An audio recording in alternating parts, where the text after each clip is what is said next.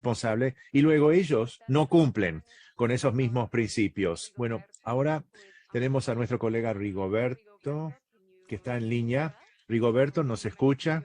A lo mejor lo podemos ver en la pantalla en algún momento, si nos puede hablar. Y aquí Sí, ya buenas tardes. estamos conectados, sí. Muy bien.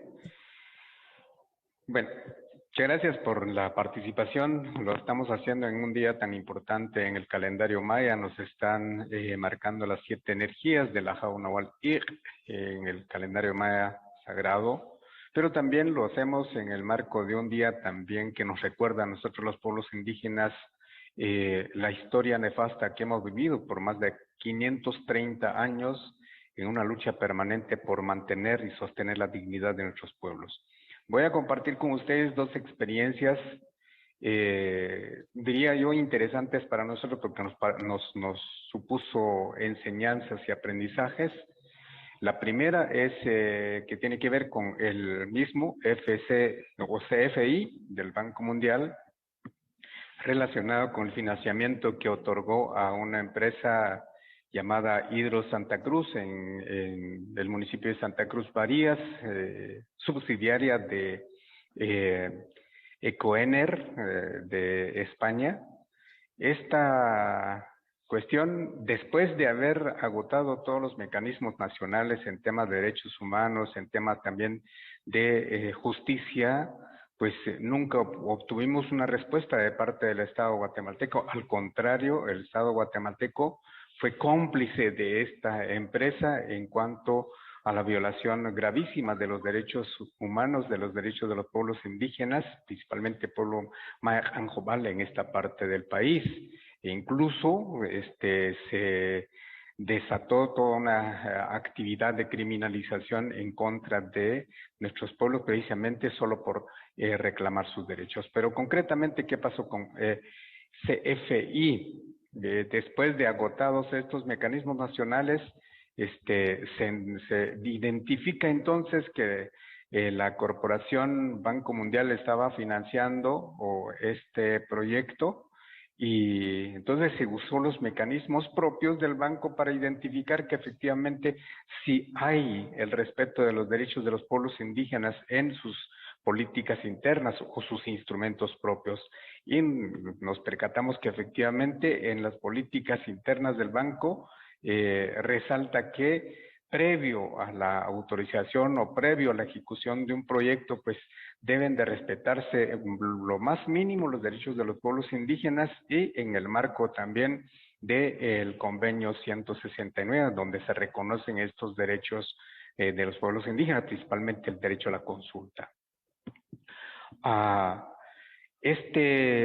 Había una proyección de 29 millones de dólares que se tendría que invertir en este proyecto sin el previo ejercicio de consulta libre e informada a los pueblos indígenas. Al haberse realizado la investigación por parte del SFI, ¿verdad? Se pudo demostrar que efectivamente hubieron gravísimas violaciones a los derechos de los pueblos indígenas y que por lo tanto en el marco de sus políticas esto amerita la desinversión. Sin embargo, esta desinversión, ¿verdad?, como ya lo escuché también en otras partes del mundo, ¿verdad?, se dio de manera muy oculta. Se retiró el financiamiento del banco a la empresa e incluso en el momento en que sale el informe, CFI ignora y no admite las violaciones que se dieron, no admite las violaciones que también se incurrió a la política interna del CFI y eso nos da la pauta a nosotros que además de haber violentado los derechos de los pueblos indígenas, no lo quiere aceptar. Es prácticamente una actitud de racismo y discriminación que se suma a la ola que hay desde el Estado guatemalteco hacia nuestros pueblos. Y Contrario, diría yo también a lo que pasa, no contrario, sino más bien similar en la investigación que se da en el proyecto de Generadora San Mateo y Generadora San Andrés en el municipio de San Mateo Ixtatán de la nación, del territorio de la nación Chuj, bajo la empresa Energía y Renovación. Igual, después de haber agotado todos los mecanismos nacionales, en igual condiciones también se sufrió criminalización, en donde de igual manera hubieron muertos, asesinatos, personas encarceladas, violentado todos los derechos de los pueblos indígenas en esta parte de el país, que es la nación Chuj y la nación Anjobal en ambos casos. Nos tuvimos que vernos la necesidad de acudir igual a ver los instrumentos propios, la política interna del Banco Interamericano. En este caso fue el Banco Interamericano de Desarrollo quien estaba financiando estos dos proyectos y hay una inversión de alrededor de 13 millones de dólares para estos dos proyectos. Y nosotros lo que hicimos fue otra vez también estudiar y ver los instrumentos y la política interna del banco, si hay alguna forma de evidenciar que también en sus propias políticas del banco se rescata o se restablece o se ve que hay el respeto a los derechos de los pueblos indígenas. Y nos dimos cuenta que sí, efectivamente, en la política interna del banco se establece lo mismo que previo a la autorización del financiamiento a este tipo de proyectos, si es en territorio de pueblos indígenas, deben agotarse los mecanismos de consulta previa, libre e informada, lo cual no ocurrió. E incluso aquí el BidInvest, que es el similar a CFI en el Banco Mundial, ¿verdad? Admitió las mentiras de la empresa al decir que en el territorio o en el lugar donde se iban a asentar estos proyectos no habían pueblos indígenas. ¿Por qué? Porque en el convenio 169 se hace consulta a pueblos indígenas si es territorio de pueblos indígenas, pero si no hay indígenas, sencillamente no hay consulta, ¿ya? Entonces, quisieron quitar esta forma de rendición de cuentas y acudieron a mentirle al BidInvest para que se otorgara este préstamo. Al hacer la investigación, el MISI, el Mecanismo de Investigación del Banco, hizo la investigación, ¿verdad? Y se percató efectivamente que se violentaron los derechos de los pueblos indígenas que están reconocidos en la política propia del banco. Y en esta investigación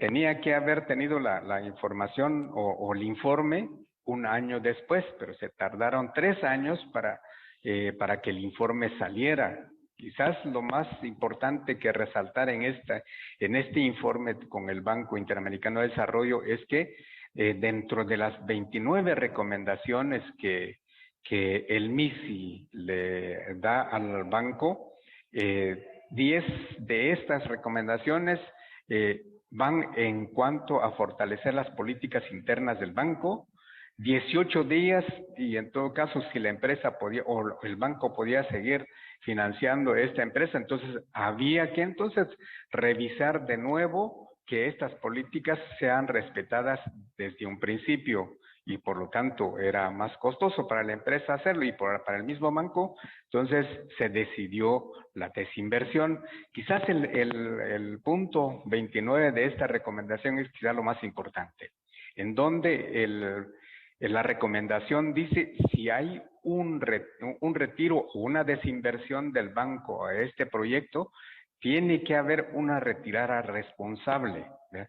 ¿Qué implica el retiro responsable? Entonces, es el hecho de reconocer o de ir a investigar cuánto daño se ocasionó en el territorio o a los pueblos indígenas con esta inversión y hablar con los pueblos indígenas o las comunidades un retiro responsable que va a implicar trabajo de 5 años, y ahí creo que esto es lo potente de este informe del MISI para el Banco Interamericano de Desarrollo. Sin embargo, estamos viendo otra vez complicaciones en la ejecución, en la materialización de este informe o de este retiro responsable. Tenemos un año de una paralización, diríamos, de no la ejecución, dado que el BIDINVEST le está costando entender cómo se puede trabajar para implementar, para respetar los derechos de los pueblos indígenas. Entonces, lo que nos evidencia en estos dos casos es que los bancos corporativos invierten, pero sin el más mínimo reconocer, sin el más mínimo investigar si existen o no existen pueblos indígenas y cómo es el ejercicio de esos derechos de los pueblos indígenas debe ser materializado en aras del cumplimiento de instrumentos internacionales reconocidos.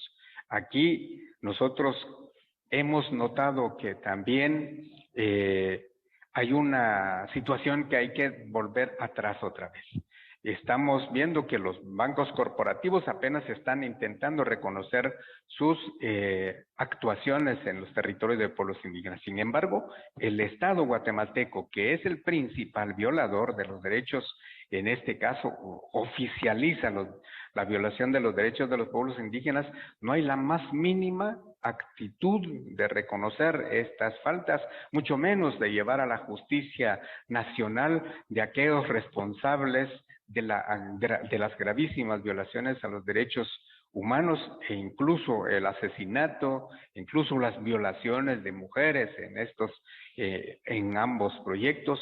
No ha habido ninguna investigación por parte del ente investigador, que es el Ministerio Público, mucho menos llevado a la justicia a los responsables de estos graves delitos que podríamos llamar también que rayan a delitos de lesa humanidad, porque ya son colectividades las que son violentadas sus derechos en ambos proyectos.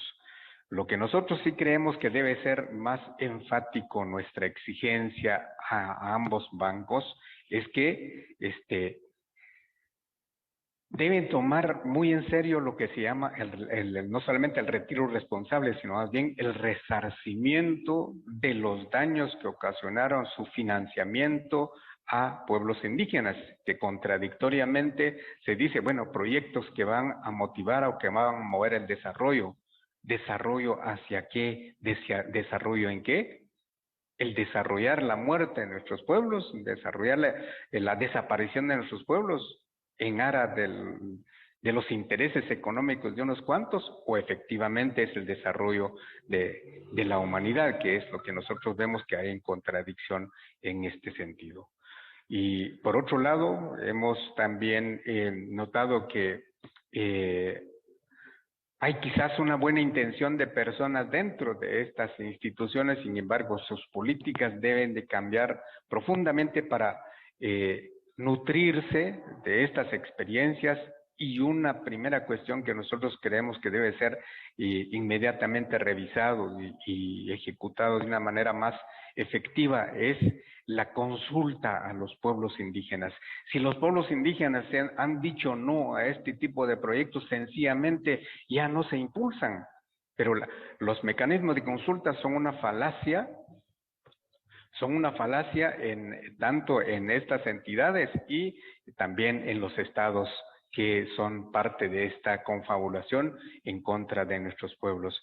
Nosotros sí demandamos con mucha responsabilidad, con mucha firmeza, que deben de ejecutarse y llevarse a cabo y materializar el ejercicio de estos derechos de los pueblos indígenas sobre sus tierras y territorios y sobre los mismos derechos propios de los pueblos indígenas que son violentados en el marco de la financiación de proyectos que son sencillamente para la destrucción no solamente de los territorios, sino que la vida de los pueblos en los distintos países de América Latina. Eso sería en términos muy generales lo que podría compartir con ustedes en ambos casos que han ocurrido en el territorio Juan desde el 2016 hasta el 2021. Hemos podido experimentar estos dos casos en el territorio. Muchas gracias. No, many thanks to you, Rigoberto. We really appreciate Muchas gracias, Rigoberto, por haberse incorporado a esta reunión y de presentar esta perspectiva directamente de las comunidades afectadas. Aporta tanto valor y ha sido uno de los aspectos que enriquece este foro. Creo que este foro puede seguir contribuyendo en el tema de las políticas sociales y de la sociedad civil. Entre los puntos que se han presentado, que saco de esta presentación, haciendo eco del tema de represalias y la criminalización y otros tipos de represalia que usted acaba de mencionar. Esto es algo que es tan importante que tenemos que seguir de cerca. Y es algo que nuestra colega mencionó antes también. Además, usted destacó la importancia de el consentimiento que se tiene que obtener de los pueblos indígenas antes de ejecutar cualquier proyecto. Y esto es algo que está en el centro de los proyectos, que no podemos seguir adelante con proyectos que estén en violación de los derechos de los pueblos indígenas. También usted correctamente nos recordó de los diferentes desafíos existentes en la adopción de estas reformas de las políticas y al mismo tiempo de presentar los mecanismos de reclamaciones y también los desafíos que existen en cuanto a la implementación, las recomendaciones sobre, por ejemplo, las políticas que todavía persisten estos desafíos y tenemos que ir más allá de lo que se está haciendo para lograr la implementación de estos mecanismos. Y finalmente quiero manifestar nuestro agradecimiento por haber traído a colación los dos casos que destacó. Son dos entre varios casos que han tenido un impacto tanto en BID Invest, además de la corporación financiera, sea a través de las recomendaciones específicas con mecanismos de rendición de cuentas antes de MISI y también en cuanto al plan de acción de gestión que surgió de estos casos. Y estos son casos que han generado cambios que siguen en curso en estas instituciones. Así que muchísimas gracias por esos